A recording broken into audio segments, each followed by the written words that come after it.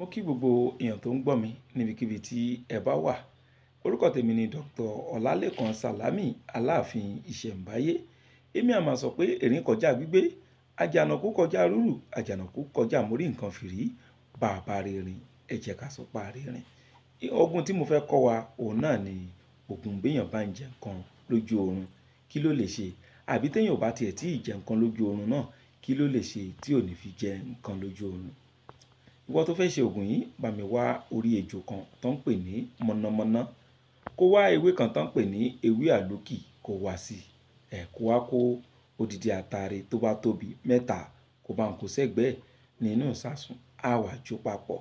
Tá bá jó papọ̀, ẹ bá mi kó sẹ́gbẹ̀ẹ́ kan, mò ń bọ̀ wá sọ bá ṣe lò ó. Ìwọ tí o bá ń gbọ́ fídíò yìí, ọ̀pọ̀lọpọ̀ èèyàn ló máa ń ṣe fídíò lórí ọ̀rọ̀ ògùn ìbílẹ̀ tí Dr. Lékan Sàlámì ó yàtọ̀ sí gbogbo àwọn tá à ń sọ. Gbogbo èèyàn tó ń ṣe fídíò yìí, ó ń ṣe nítorí ìdí kan àbí kejì. Ṣùgbọ́n ìdí tí Dr. Lékan Sàlámì tó fi ń ṣe fídíò ó yàtọ̀ sí gbogbo ẹni tẹ́ ti rí lórí social media pátápátá, kò láfiwé. Mi ò sọ pé mi mọ̀ dájú, but ohun tí mò ń sọ ni pé ohun tí kálukú ń ṣe ó yàtọ̀ síra wọn. Ọ̀pọ̀lọpọ̀ ń ṣe àwọn fídíò yìí kó lè rí subscriber. Bẹ́ẹ̀ sì ni ọ̀pọ̀lọpọ̀ ń ṣe àwọn fídíò yìí kó lè rí viewers. Ṣùgbọ́n mi ń ṣe fídíò yìí nítorí pé kí n lè polówó ẹgbẹ́ kan ni. Ẹlòmíì ń ṣe àwọn fídíò yìí kẹ́ àwọn èèyàn lè sọ pé ẹ ṣe lè bá mi ṣe. Kì í ṣe àyàbá ni ẹ bá mi ṣe nǹkan báyìí. Káwa náà dẹ̀ sọ pé nǹkan báyìí ló máa ná yín, ibo la máa send ẹ̀ sí, nǹkan kan. Àyàbá nìyẹn. Ṣùgbọ́n ojúlówó ń tà nítorí ẹ̀ ṣe àwọn fídíò yìí kò ní láti polówó ẹgbẹ́ kan. Orúkọ ẹgbẹ́ náà ni Association of Africa Tradition and Culture, AATC. Ẹgbẹ́ tí Ọlọ́run ti ọwọ́ Dr. Lékan Sàlámì gbé kalẹ̀. Kò sí ẹni tí ó lè darapọ̀ mọ́ ẹgbẹ́ náà ibikíbi tẹ́ bá wà. Ẹgbẹ́ náà ò ní kankan ṣe pẹ̀lú ìlú tẹ́ ń gbé. Kó ṣáà ti jẹ́ ọmọ Yorùbá ni ẹ́. Láti lè darapọ̀ mọ́ ẹgbẹ́ náà, 2,500 naira ni registration, 2,500 naira ni ID card. Ẹ jẹ́ ká gbọ́ dáadáa nítorí ẹ̀yin tẹ́ kàn máa send 25, tẹ́ máa sọ pé mo ti gbọ́ pé 25 ni. Rárá, à ń ṣàlàyé ẹ̀ fún yín ni, kì í ṣe pé a kàn máa sọ pé 5,000 ni láti darapọ̀. Rárá, a gbọ́dọ̀ ṣàlàyé bówó náà ṣe jẹ́. Nínú owó náà, nínú 5,000 láti máa ṣe ID card, ẹ̀yin náà wò kí ló wá kù. Ṣùgbọ́n a fẹ́ kọ́ ọ̀pọ̀lọpọ̀ èèyàn kan darapọ̀ mọ́ ẹgbẹ́ yìí, kán lè mọ̀ pé àwọn nǹkan òótọ́ ó sì wà síbẹ̀ nílẹ̀ Yorùbá. Láti lè wá darapọ̀ àti àkáǹtì tá a máa send 5,000 naira náà sí, ẹ kàn sí Dr. Lékan Sàlámì lórí WhatsApp number wọn.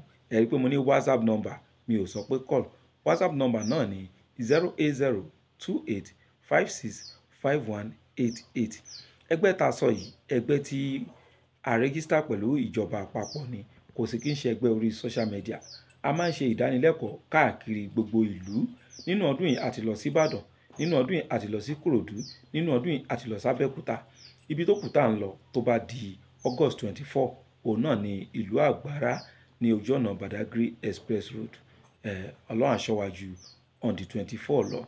A fẹ́ wá síbẹ̀, bẹ́ẹ̀ sì ni a fẹ́ ṣe birthday, that is ọjọ́ ìbí fún Dr. Ọlálékan Sàlámì, gẹ́gẹ́ bí a ṣe máa ń ṣe papọ̀ mọ́ program wa ní gbogbo August. Ìwọ náà lè bá wa kópa níbi program yìí bó tiẹ̀ kì í ṣe ọmọ ẹgbẹ́ wa. Bẹ́ẹ̀ sì ni ìpàtẹ ìṣègùn náà ó máa ń ṣẹlẹ̀ níbi program náà. Láti lè kàn sí Dr. Lékan Sàlámì lórí àwọn nǹkan tá a sọ yìí, WhatsApp number mi òun náà ni kẹ́ kàn sí 08028565188. Bí ọ̀rọ̀ tí mo wá ń sọ bọ̀ tẹ́lẹ̀, a ti lọ àwọn èròjà náà lẹ́yìn tá a jó tán. Tá bá wá fẹ́ lò, a wá fi síngbẹ́rẹ́ yíká ọrùn wa. Tá bá ti síngbẹ́rẹ́ yíká ọrùn wa, ẹ̀bù tó kù ẹ jẹ́ ká máa fi fọ́kọ̀ mu pẹ̀lú àṣẹ Ọlọ́run. À ń jẹun lójú oorun, kò ní ṣe tiwa. Kódà bọ́n fún yàn ní májèlé lójú oorun, kò ní jẹ́ tó bá ti ní gbẹ́rẹ́ yìí lára. Ẹ ṣeun, àṣà Yorùbá kò ní bàjẹ́.